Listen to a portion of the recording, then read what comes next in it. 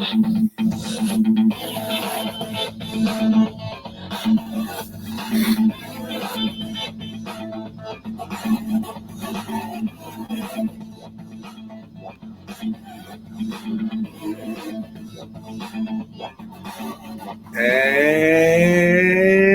welcome to Education, Leadership, and Beyond, Surviving and Thriving. My name is Andrew Murata, host of the show. And we have our fingers crossed here tonight. We are under tornado watch here in Northeast Pennsylvania and Western New York area. So we are hoping that the power stays on and that all will go well with show number 91. Thanks so much for tuning in. I'm excited about tonight's show. I'm excited to talk to someone who I don't know that much yet, but he has just got so much going on. We are going to meet Danny Hauger here in a few minutes. Danny's an educator. He's a podcaster. He's a musician. He's a broadcaster. He's got a lot going on. So I am excited to really talk with Danny and get to know him and learn about the great work that he is doing out in California. So let's keep our fingers crossed that the power stays on and that we can get, make a great show here. So it's getting the end of the year. It's getting that time. Just a couple weeks left in school, and I'll be interested to hear where Danny's at. But we graduate late. So if you are an educator and you're watching, hang on, keep a positive attitude, keep everyone calm. And finish your year strong. So I wanted to share that for our educators that are watching. Also, there's a number of people watching live now. If you are watching live, leave us a comment, leave us a question. I'd love to bring you into the show. That's one of the aspects that we have been trying to push here on Education, Leadership, and Beyond is to interact with the audience more. And, so if you are watching live, if you are on Facebook here, give us a question, give us a comment, okay? We are live on Facebook. We're going to iTunes. We're going to Voice Ed Radio Canada. We're going to Disrupt Ed TV. And hopefully we'll be landing in California with Danny in a moment. So I did want to start with an opening concept. Danny has a podcast called Inspiring Teachers Show. And I'm looking at that both ways, that he's inspiring teachers, but he's also meeting teachers that are inspiring others. That's how I took it. We'll see what he says. But he's building people up. He is adding to education and building people. And it made me think of the story. This is my friend Dan Spanauer's book, Leading Narratives. It's got a great number of stories in here. And one of them is on page 102. If you've been around, you might have heard it. It's called The Builder. And as I was prepping for the show, thinking about all the work that Danny's doing, I said, well, you know what? He's really building a lot in his personal life, in his education world, but he's building people up. So this is a great story here, and I'm going to give it a read, okay? So stick with me. It's called The Builder. As I walked through my hometown, I saw a group of men tearing a building down. With a heave and a hoe and a mighty yell, they swung a beam, and the stairway fell. And I said to the foreman, are these men skilled, the type you would hire if you wanted to build? He laughed and said, why, no, indeed. He said, common laborers are all I need, for I can tear down in a day or two what it took a builder 10 years to do. And I thought to myself as I walked away, which roles am I going to play? Which one of these roles am I going to play? Am I the type that constantly tears down as I make my way foolishly around, or am I the type that's trying to build with care in hopes that my team will be glad I'm there? And that is The Builder, and that was featured in a number of stories here on Leading Narratives by my friend Dan Spanauer. Check it out at the Leadership Publishing team. But I thought that story was pretty, just prominent today, thinking about getting ready for Danny and the show and the work he's doing. His podcast called Inspiring Teachers. He's lifting people up. He is certainly not tearing down. He is building people. He is inspiring others. And I just thought I wanted to share that story as a lead into today's show. And I talk too much on my show. Let's bring Danny in here. There he is from California. Danny, welcome to Education, Leadership, and Beyond. Oh, thank you so much for having me, Andrew. Sounding good. Good to be here with you. Cool. And like I said, the rain is coming down here in the home office. So hopefully we can keep our connection. Danny, have you ever heard that story before, the builder? No, I really enjoyed it though. It's really makes people more valuable and more positive and optimistic and better community members when we look to build people up. I like that a lot. Yeah. And it made me think of you. You were fortunate enough to have me on your show with a panel That's right. about a month ago. And, I learned so much. And, tell me about this show. We're going to get into all the stuff you're doing, but tell me about your podcast and how long you've been doing it and where did the inspiration come for the Inspiring Teachers Show? Sure. Thank you so much for asking. We were heading into fall break, and my wife is a teacher. My best friend's a teacher. His wife is a teacher. I've got a 2.5-year-old, Danny Hauger, and she and our best friends have a baby who's only 2 weeks apart. And I joke that I was more excited when they told us they were pregnant than when we found out we were pregnant. I'm like, we're going to go through this together. This is going to be great. And we're thinking about fall break. Wouldn't it be great if we had something to combat the burnout that teachers can feel? And to combat the negativity that sometimes is believed of teachers and spotlight them. And so Tavis and I looked at each other and said, we talk teaching all the time. Whenever we get together, we can't stay off of it for 20 minutes. It comes up. I said, what if we start recording these conversations, get together with the camera and why don't we share these stories? And sure enough, between fall break and now, so only a span of about 8 months, we've had 49 episodes now. And Inspiring Teachers has been something that has not taken our energy, but has given us more energy, because every time we finish an episode like the one we did with you with the panel, we leave with more ideas, with more feeling of how many passionate people there are in education. And we feel energized because we've made each other feel good. Like you said, we have built people up, like Dan Spanauer's book. And that's phenomenal, because this positivity that we can share can make us more energetic teachers, which makes our students better informed because we bring more passion into the classroom. And that's what our show is about. Danny, it's refreshing for me to hear you say that, because you're doing the work, right? You're doing the prep for the show, and you're doing all those things to get it out there on social media. But yet you are getting the takeaways. You're getting the energy. You're getting the inspiration. And that it's a win-win situation, really. It really is, because the stories that we share might give someone an idea or share some insights or rekindle the spark for teaching. That's, I think, what we're all about, and exploring the why of teaching, because we all have so many stories that are rich and dynamic and diverse, and they're all similar and all very different. And so sharing those is kind of what I imagine creating this archive of teacher thought of this era that we're living in, where it feels like everyone's going more student-centered in the classroom. And yeah, Tavis and I definitely feel enriched for having embarked on this. And I'm glad that you asked about it and joined us as well.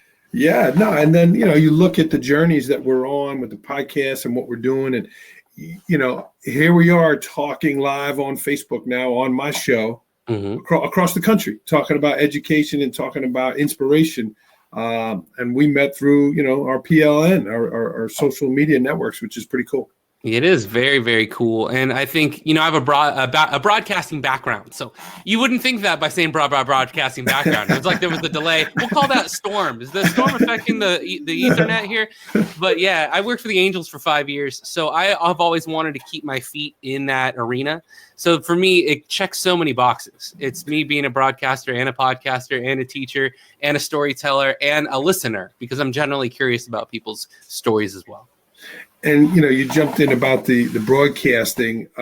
Tell me about that background and how you're kind of blending all of these passions you have now of teaching and podcasting, music. There's so much you're doing, and they're kind of similar in a way, and you're like molding them into this cool genre here.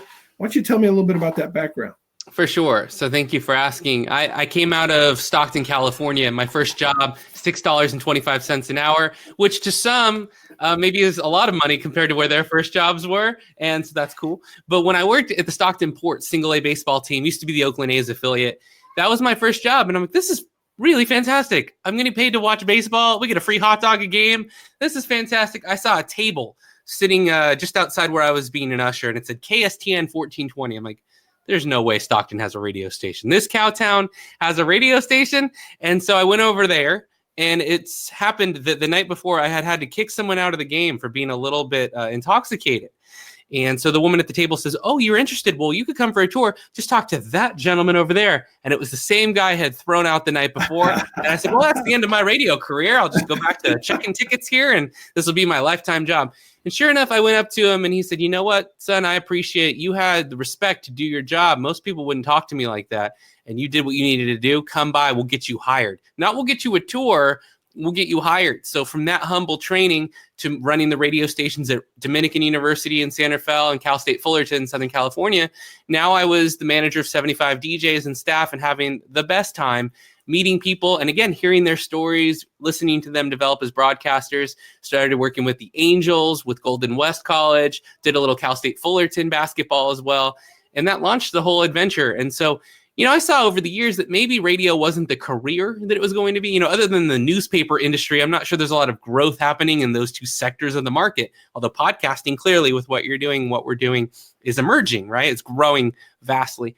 And so it's just a way to balance those two things. I think that I've always wanted to do communications is really the work, right? It's the field. When I was looking into college, everything I could think that I might want to do in life fell under a communications degree. And so this is really, I guess, the inside of me trying to get out and be that still, while teaching has become the calling, right? And the vocation and the day-to-day challenge. So that's what's kind of interesting to me about balancing these things. And so I do a Hauger history podcast that's for high school history teachers to get free review. I've got Danny Hauger music podcast where I do a free song every week, and balancing those three things. And I'm vlogging for my master's degree too from San Diego Christian College. All those spinning plates, that makes me thrive, because I really like to have these things up in the air that are all turning, because every day is dynamically different. Danny, I'm going to go off script here. One of the great people I got to meet on my journey here was Peter Shankman, who wrote a book called Faster Than Normal, and he has a podcast about Faster Than Normal, which is about people that have ADD or ADHD, and it's viewed as a superpower, not a disability. Okay. Listening to all the things that you are doing, is ADD part of your world? And I hope I'm not saying this in a disrespectful way. I know. I appreciate the question. Yeah. I am doing a lot myself, and sometimes I have to bring that focus in because I am spread out and doing so many different things. Is that something that's part of your world? I don't know. It's not in the traditional sense of our thinking about somebody who has an issue focusing, because I have laser focus. I mean, I can sit down and grind out. Like I'm working on my master's thesis. I have 25 pages done, and we technically shouldn't have been able to start yet. And I'm 7 weeks ahead of everyone else in the course. So I'm just waiting for them to catch up to me. So I don't know what it is, but it is something about wanting to have a lot of things going, or I feel like I'm not moving. Yeah. So now I'm going to listen to that podcast, and I wonder if it sounds like a great suggestion for me, because I do feel like I'm not doing anything if there's nothing on the schedule for the day. Yeah. Or that maybe I'm not being productive and then I'm being inefficient if something new is not being creative. Now, if the part I need, the missing component for me is the marketing side. Right? Doing all these things and having very few people see them, it's still meaningful to me. Maybe what's interesting too is I just officiated a wedding on Saturday. My best friends got married. And I said during the wedding, of all the gigs, of all the concerts, of all the podcasts, this is the most meaningful thing I've ever done, because that is the creation of someone's journey, right? The start where everyone's listened and heard it and became part of the experience.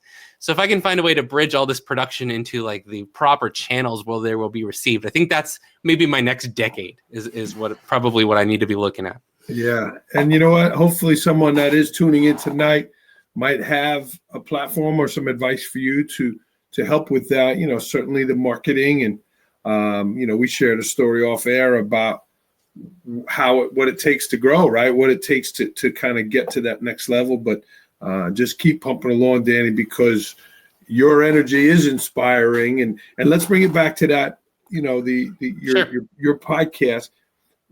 The name of mine is called Education, Leadership, and Beyond. And I've learned so much about both topics. What would you say you've learned about inspiration since doing your podcast? Yeah, sure. Well, one of the things that I'm amazed at is how many people explain their why of teaching in trying to boost up the future and boost up the next generation. Mm. Someone told me when I got into teaching not to be a martyr, and I felt a little offended by that because we are all investing the time and energy that we have. And if it did boost up somebody, help them elevate above where I was at their age, I would claim that a large success. A couple kids came to me this week and they're looking for football help, like writing letters. And a kid got into San Jose State and he said, I didn't think I could do that, but you helped me. You said I could write and I believed I could and I did. Wow. Those kinds of moments, I'm in my first year of high school, fourth year overall. And when I've learned from this show is that a lot of unselfishness. Before I thought maybe Twitter was for self-promoters and for people to toot their own horn. Now I see it's really selflessness. It's everyone sharing ideas and contributing to this greater knowledge and realizing that teaching isn't a competition. It's kind of a collaboration. And that's what I've learned is everyone who's come on my show without exception has done and explained their teaching for a positive reason and for a good purpose. It's not for themselves. It's really been about the students. So one of the common threads is that all the teachers that I've talked to are trying to improve their classrooms so that it will make a better impact on tomorrow. That's an awesome answer. And I view Twitter the same way, kind of like that story I read about the builder, about helping others and building up, your PLN and helping, by sharing great content, because success leaves clues, right? And successful people are happy to share those clues. And that's really cool. And I like your opinion on that. How about, again, you mentioned this is only your fourth year and your first year of high school, why is there, and I see this, I'm 14 years at my school. We have some people who have a lot of energy like you. They're bringing new things and fresh. And we have some people that remain seated at their desk in a monotone. And it drives me crazy that we have this audience every day. We have these kids every day and we can impact their lives. And it's just some are flat. What are you seeing in the differences in educators, in your part of the country out there? That's a good question. I think it's a passion, right? It's a spark for doing what they're doing each day. It's a reason for going in and going above and beyond. That's the things I get when I talk to teachers like Jeffrey Frieden or Tamara Letter or, anyone, even people who are in and out of the classroom. It's that the caring, I think, is the word that maybe it comes down to. And that might be true of every profession, right? You can have exceptional service at a restaurant. You can have exceptional service at a tourist stop or attraction or a tour or museum.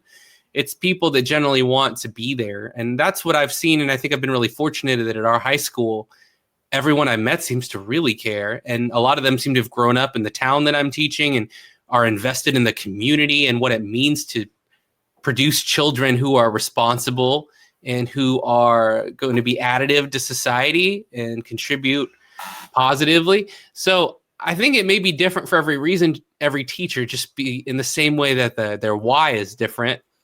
And so the things that I've seen from the Inspiring Teacher Show is like this vibrance, right? It's this awake and alertness to something. The word that you said was you have this audience every day. Would your students turn the channel if you were a channel? If they could, would they switch to something else? The biggest compliment I have from seniors and juniors is, I usually skip classes, but I won't skip your class, or I don't skip your class, or you always bring me something, or just bringing current events in the classroom like I did today. It was mostly a work day for them, but I brought 6 or 7 articles in, and looking at their eyes, seeing a direct eye connection and seeing them nod like they're thinking or say something to a neighbor about what they heard or raise their hand.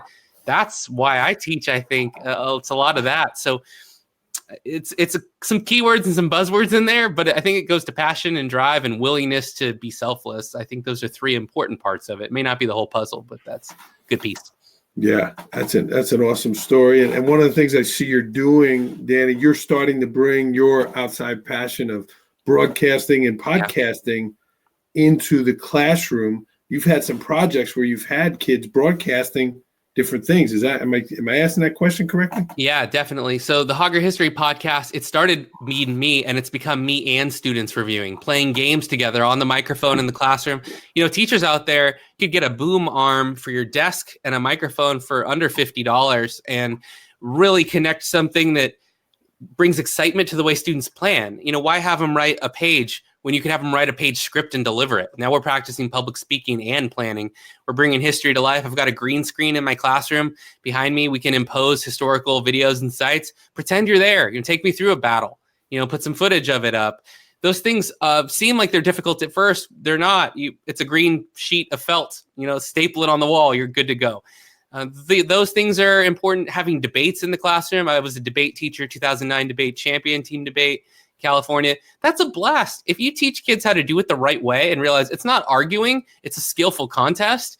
And if you can set it up the right way, well, now they're playing a game. Disguise the learning. What does it have to be the same every day, right? So whatever ways I can do to get them engaged, and I'm still trying to find more ways to do that, but bringing the learning not from me as much. How about from you too? Let's learn together. How about not me above you? How about us together learning together? I'm going to make mistakes too. So today the student asked me about Herbert Hoover, and I started talking about J. Edgar Hoover because thinking about the Leonardo DiCaprio film. Then as I was talking, something sounds off about this. He kept saying, you know what? Everything you just wrote down, delete that paragraph. Let's start fresh. Let's look together. I sat down next to him. We knocked it out together. He needed that for English class, but he'd already finished his work for the day. So the personal connection is so much of this too. All these questions are, do your students know who you are as a person? Because for me, if they don't, why am I teaching that? Because anyone else could teach them this material and probably know it better than I do. But for me, it's a lot about selling myself and getting myself out there, because now I'm vulnerable. You can be vulnerable too as students. We can do this learning together and not have this facade where I know everything and you don't, and that's why you need to respect me. But how about let's respect each other just because we have important ways that we think. So that's a big part of that for me too. That's awesome, Danny. And we have some people leaving a comment here. A good friend of mine, Mike Siegel, had commented, how insightful this is. And, I hope history teachers are seeing that and might do that. I love it. And maybe we can connect my school and yours with the Hauger History podcast. But that's great. That's great stuff, man. And how does your administrative leadership team feel about some of those projects that you're doing that's putting it out there? Yeah, I think it's emerging. My first year, I've tried to stay under the radar as far as all the things that I'm doing, only because I want my administrator to focus on what I'm doing in the classroom. Sure. So for me, it was get a good evaluation. I think someone told me high school, public school, year one, your goal is to come back for year two. So on the whole level, I think I'm doing what everyone's doing. I'm volunteering for other events on campus, like staff basketball game and teacher improv show and teacher talent show. I'm just trying to get known to the students this year. And unless you're in my classroom, I think the students know all the projects that I'm working on. But I haven't broadcast it that loudly. And again, here's that marketing piece, right? You would think if I was trying to scream it from the mountaintops at the highest point of campus. But really, I've been working on trying to become a better teacher this year. I had never taught World War II, never taught Vietnam. I hadn't taught a lot of these really dense subject matters because high school goes so much further than 8th grade does. And so this year was all about learning, focusing, and making sure my bases are covered before I start hitting home runs and stealing other people's bases. So it's kind of my focus. Danny, here's what I'll tell you. Just talking with you today, and I'm inspired. I am enthused about school. I can't wait to go tomorrow and share this podcast with some of my teachers. So I would tell you, someone told me this once, that if someone had, the directions or the instructions on how to give CPR to others, and they weren't sharing that to other people, how dare them? You're doing great work. Thank you. And get that out there. Again, you're not showing, hey, look at me. You're showing, hey, this thing's working here. What ideas do you have? You're sharing those ideas because it is inspiring to others. And we have to it's our job to make education fun for kids and motivating for kids because they got the internet. Like you said, anyone can teach that history, right? Because it happened, but you're bringing it alive. You're making it alive today. And kudos to you, man. That sounds awesome. I would recommend, I don't know if you read Teach Like a Pirate, Dave Burgess out there in San Diego. Yeah. My wife and I definitely. Wow. It sounds like you're a pirate here. And speaking of a book, Danny, you didn't mention it, but did I see that also correctly that you're working on a book as well? Yeah, so there is an ebook on Amazon called Inspiring Teachers. 25 teachers share what they've learned. And that's the summation of our first 25 episodes. And yeah, I would like to teach like a broadcaster. It's about 50%, maybe a little bit more done. And I'm just waiting for the right person to come along to partner and kind of make that a reality, because I don't want to have it sit and not be seen. So Sure. I'm definitely willing to write it, finish writing it this summer. And I just think it's kind of taking that metaphor we talked about earlier to a greater level. If you were a broadcaster, how long would it be before your students changed the channel? Do you have interesting commercial breaks? Are you advertising things that keep people interested? Are you forward selling material, back selling material? Are you scripting? Is it an interesting script? Does it get people's attention? Would people listen to you if they were not forced to? And what could you do differently to get them to do so? Are there segments that are interesting? Is it journal, news content? Is it just content? Are they just reading? Are they bored? What are you bringing to them? Melba Beals told me, she was my teacher at Dominican and one of the Little Rock Nine, the integrated Central High School. She said that broadcasting is a gift. And if you're not giving a gift to your audience, you're failing. So that's something that I try to think about. I should think about it more every day, but something that everyone could take into account when they're teaching. What gift are you giving your students? Why would they even enjoy being in your room? Would you enjoy the teacher that you are? And that's kind of what I want the book to be. That's what I want it to explore. Yeah. Well, and again, hopefully someone's listening that might want to take a bite at that. But I would say you need to go ahead and send that to Dave Burgess, because it sounds like that's a message that would be under his umbrella in terms of, creating that passion and bringing that excitement to kids and learning. And it's really a great combination of the two. And I like your reflectiveness. You've only been doing this 5 years, but the fact that you're willing to ask yourself those questions. Sure. It's pretty impressive. I have a lot of improvement to make myself. I know I'm on the arc. The arc's going up, but I got a lot of learning to do too. Yeah, man. Guys, if you are watching live, our audience here, please leave us a question. Danny is doing an amazing job on the show, and he's got a lot going on in his life here. Danny, tell me about, doing those major league games and those, the Pac-12 hoops games or the different, level games you've had. I mean, that's some pretty heavy duty stuff here. At some point, did you want to go that route to be a professional broadcaster? Yeah, I loved working for the LA Angels in Anaheim. It's a pretty special thing to work at a stadium and be in the station inside. I didn't need to drive to LA, which was huge for me. Northern California kid, didn't like to do a lot of driving growing up. So that was big. And when I got there, you're wowed by everything, right? And everything is larger than life. And you realize the players are normal people. My first interview was Mike Trout, and I was Mike Trout's first interview. So him and I were both nervous together, and I've got the microphone, and he's like, so what are we going to talk about? I'm like, don't worry, man. I have your back. Let's do this together. And that was pretty amazing. I went into the locker room just about every game, getting sound post game for the morning show. I was on the morning show 6 to 10 with Roger Lodge, who's still there, Sports Lodge, AM 830.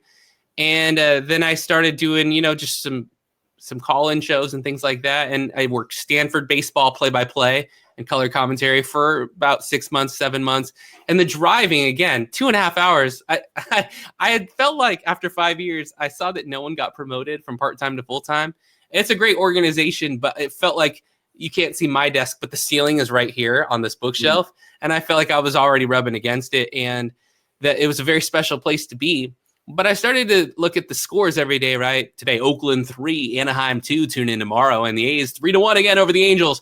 And I was like, this is kind of a repeat. Sports is great. Everyone needs the break. Everyone loves the entertainment and the joy that people get from it. I'm not knocking it, but it was repeated over and over. And so was doing traffic. I did traffic, and I'm like, I'm sitting next to people that for 40 years have told you that downtown LA is slow between the 5 and the 10.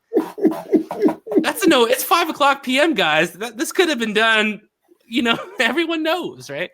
And I thought that teaching was the antithesis of that. Teaching is always different, right? And coming up with new ways to teach this material is what I wanted to do. So the answer is yes. I did want to be a broadcaster of sorts, and I love radio as a medium. It's so pure. It's one voice to an audience.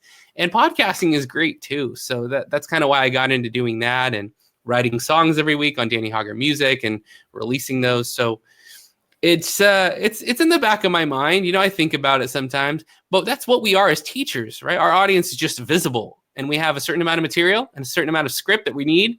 And we've got, everything is pretty similar. So that it fills a void. I think it fills a need, and that want for an audience too also. That's a great story. I had another chance to meet Don Wettrick, who is a great educator out in Indianapolis. And he told his dad he was going into his teaching, and his dad said, you could teach for 20 years. Just make sure you don't teach the same thing for 20 years.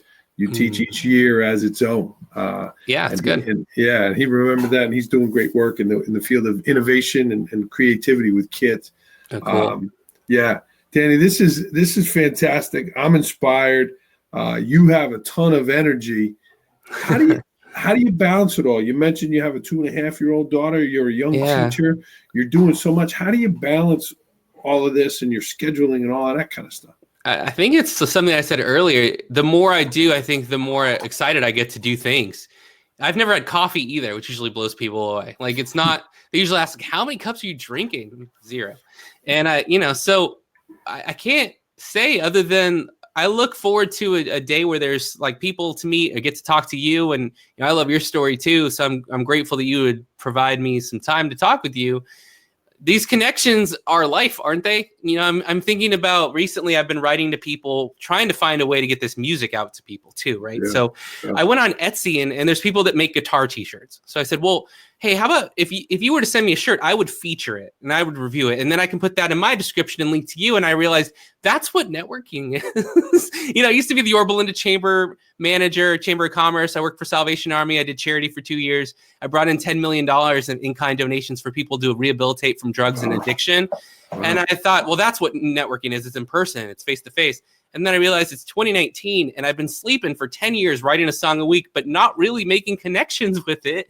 And I thought, why didn't you start this a long time ago? And so I feel like the ideas are just now coming that'll help get these things out. And that's what gives me energy in that, like, oh, I might have just found this new way to bridge people together or to share my music. Or I just did a concert at the Contra Costa County Fair last week. And I'm like, I've been looking for gigs for years. Why is it just clicking now? So it feels like trying to learn as fast as you can to inform your past to get your future in line. If that's like an Avengers thing. I just time traveled and it was pretty cool. And I'm kind of blown away by it. But it's true. If I would have known 10 years ago how to market better, I would have been doing it this whole time. So I feel like meeting you again is a new way to do that. And at the end of life, like, what have we created? What are we leaving? What is the legacy? And the more connections we make like this too, is all the people that would have something to say at the end, right? About you and who you were. So that's exciting to me. I don't want to waste time is what I'm trying to do now. I feel like, every year I feel like, well, why wasn't I doing more last year? So I guess it's a little bit of race against time and trying to just make something happen.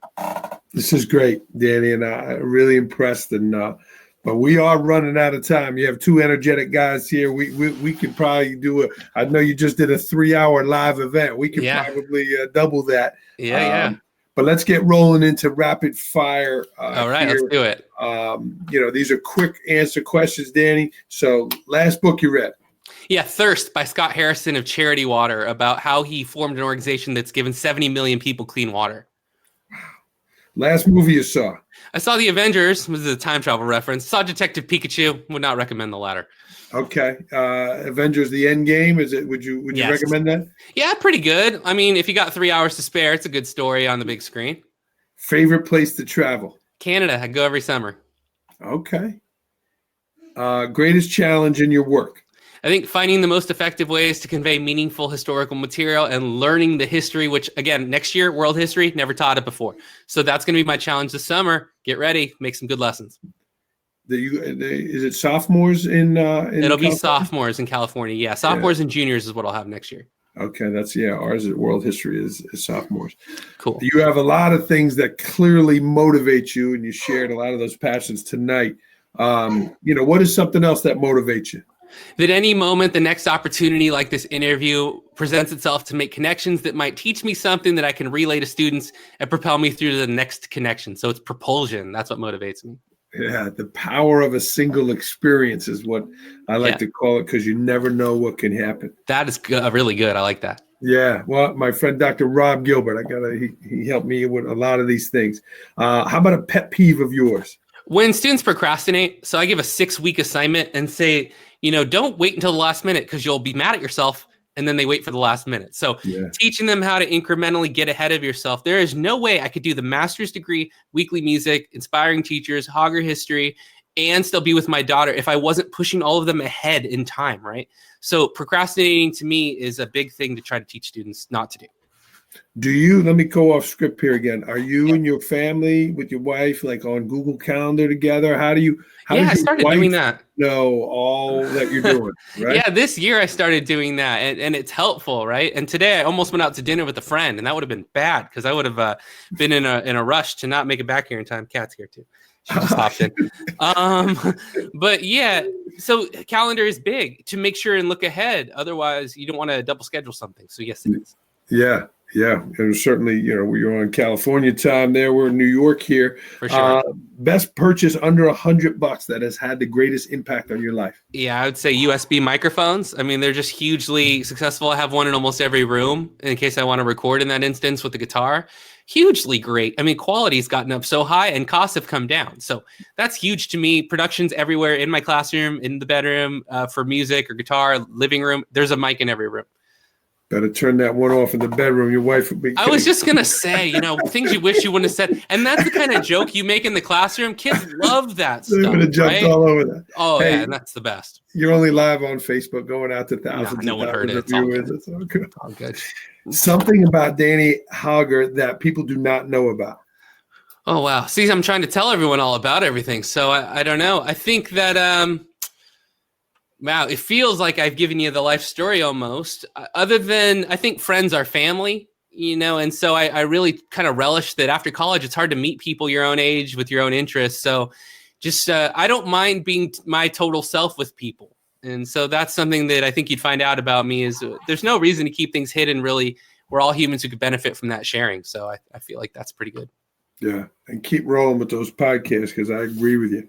How about a hurdle, Danny? Something you've talked about so many successes and so many things you're doing. Something that was a hurdle for you. Yeah, I think finding ways to get students out of their seat and activities that students in high school will find meaningful, relevant, and engaging. Not something they'll laugh at, scoff at, not want to do. Trying to catch who they are in the way that I present lessons, and it can take a lot of time. So I think each month trying to get one solid thing on their calendar that I know is going to be a good memory for them. That's a challenge for me. Yeah. Yeah. Danny, how about, again, I'm going to go off script just because you're sharing so much today. Yeah. How about, you're clearly an extrovert. How about that introverted student that this might be too much for, or they don't feel comfortable getting out of their seat sharing? Yeah, for me, I was that kid. And I think that clicked when I went from private school to public school from a school of 1,100 to 36,000 in Fullerton, second big school in California. And I teach them who I was. I was the kid who wouldn't raise his hand, who was a B+ A- student who didn't want to ruffle any feathers. And then I tell them that how great the dividends have been since I decided to speak up a little bit more. I also tell them how I regret if I had gone to prom and not gone bowling. If I had talked to people in high school instead of scoffed and said they do this or that, well, I don't want to associate with them. If I had been more open then, I would be much further now, and I believe that. I think shutting yourself off to people is not a reward, it's a punishment. So, and if you get to know a student really well, you can have discussions like that in a minute or 2 minutes off to the side so they don't feel awkward. And I've had a couple kids tell me, I didn't quit guitar because of you, or I didn't quit this or that because I saw that you made mistakes and you regretted that. So again, it's that boosting up, right? Can they do better than me? Because I would like them to. And I feel like the honesty there is something that can help. You got a lot in the hopper, Danny. Short-term goal, 3 to 5 months. Yep. Finish my master's degree, plan a world history class that's exceptional, hopefully. And I perform some more live events with the music as well, and maybe some more podcast live events in the Bay Area. Very cool. Long-term goal, 3 to 5 years. Yeah, I'd like to have 3 to 5 annual recurring gigs like what I just did at St. Mary's in Moraga. That's awesome. If I could find more ways to get an audience where we're doing our show in front of people, interviewing teachers at professional development, I think that would be a niche I would love to be in. Cool. Well, keep getting to those conferences and keep getting there. That's a cool opportunity. Danny, you've shared so much. You really, like you said, you kind of opened up and you did a great job. How can people get in touch with you? Well, thanks, Andrew. I appreciate the compliments again. Twitter at Show Teachers for Inspiring Teachers Show, at Show Teachers. At Danny Hauger, also on Twitter, is a pretty good way to DM and get in touch. At DHX Music for my music, which is like acoustic, modern rock, folk rock. And my Danny Hauger YouTube channel is a great way to go. And all of those things can be found on DannyHauger.com as well. So if you remember my name, you should be able to find me. Google's a wonderful thing. So Hauger, and Danny Hauger should be able to get you there. It's like when they're hogging the basketball in the game. There you go. It's like elementary school coming back to haunt my dreams once again, hogging it all. Yep. Danny, you gave us a great quote here. Why don't you end our show with your quote here? Oh, wow. Okay. So I looked at who said this, and when I Googled it, I got Henry Ford, Tony Robbins, and Albert Einstein. So I don't know if anyone knows who actually said it. But if you always do what you always did, you will always get what you always got. And that's from my boss at Salvation Army. I shared an office with him, told everyone who came into his office that, meaning if you're not satisfied with where you're at, try something new. It has to be the way to get to somewhere new. And I just thought, at first I thought it's just a cliched phrase. But he said it so many times, you know, when you start embedding it in your mind, I'm like, all right, I believe it now. Yeah. So, and I think it is true. You don't try anything new, you won't be in any new pathways. So I thank you for giving me this new pathway today. And I really appreciate all you do for education and growth and leadership. Yeah, no, very cool, Danny. You did a great job. My brother's a big-time chemist at Estee Lauder. And nice. I asked him that question about, you know, his work when he was on the show here. And he said, we use the try method. Mm-hmm. I'm waiting for him to give some formula, right? Some fancy schmancy formula. And he said, yeah, we try this, we try that until we get it right. It's pretty good. Simple, and it makes sense. Keep rolling with it. I want to recommend my buddy's book again, Leading Narratives. A lot of great stories here. And Danny, we'll have to have you back on when your book gets out there. Awesome, man. Anytime. I'm happy to do it. And thank you so much for the opportunity. Cool. We're going to sign off here on Education, Leadership, and Beyond. Let's get this music going. We might have to feature some of your music on here, Danny. Yeah, anytime. Danny Hauger, everyone. You can check him out at DannyHauger.com, and we'll tweet this out, and you can check out his show, Inspiring Teachers Show, as well. Danny, thanks, man. Thank you so much, man. See you later. All right. You stay on the line. Thanks for tuning in, everyone. Leave us a comment.